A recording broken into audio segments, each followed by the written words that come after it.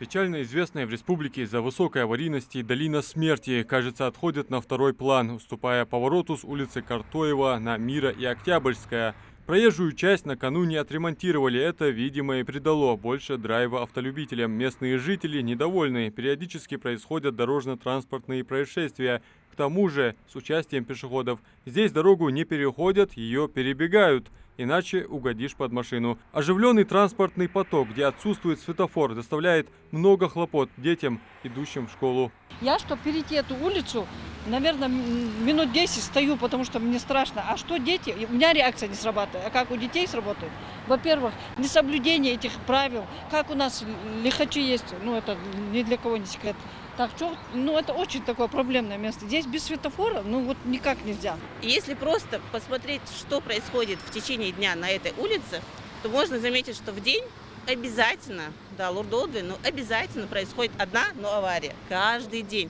Буквально вчера здесь была авария очень сильная, 3 машины буквально на ровном месте.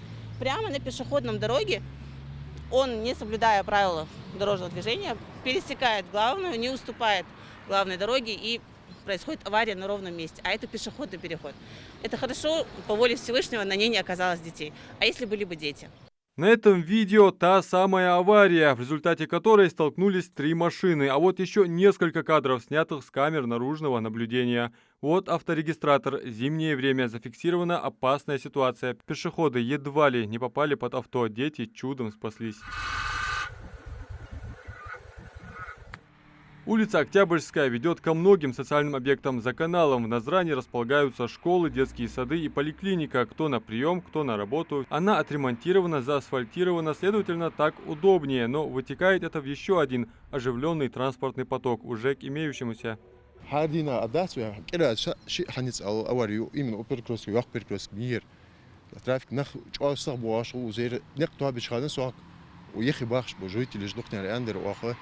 Бордюрила, если это ворвать, сахам орти улица, анди, может also инстанция миве, каждый министерство живет, обязанности сгаиздежда или десу здежда, я шей перекладывание май кампулч. Я говорю, я перекрестке, да, усету ворвать, валы я улиц.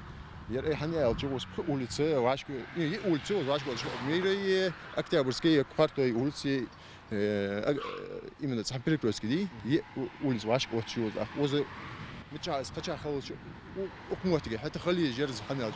около 50 метров расстояние жмотик мира. Огромный перекресток защищен лишь пешеходным переходом, и то он только один. С другой стороны перехода нет. Да, стоят знаки, но ни первое, ни второе не создает хотя бы иллюзию защищенности участников дорожного движения.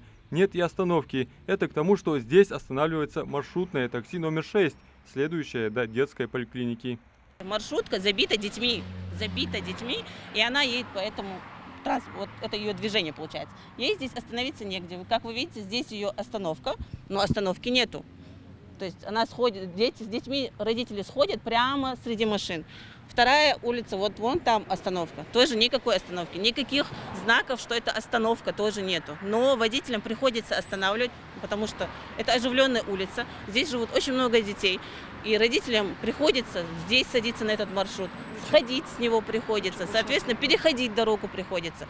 Все вопросы и жалобы мы перенаправили к сотрудникам мэрии. Со слов Ибрагима Мальсагова, начальника производственного отдела администрации города, проблема решаема, только вот первый шаг должны сделать именно сотрудники госавтоинспекции. В первую очередь необходимо, чтобы ГАИ нам посмотрела этот перекресток, то есть обосновала, что на данном перекрестке необходим светофор дорожный.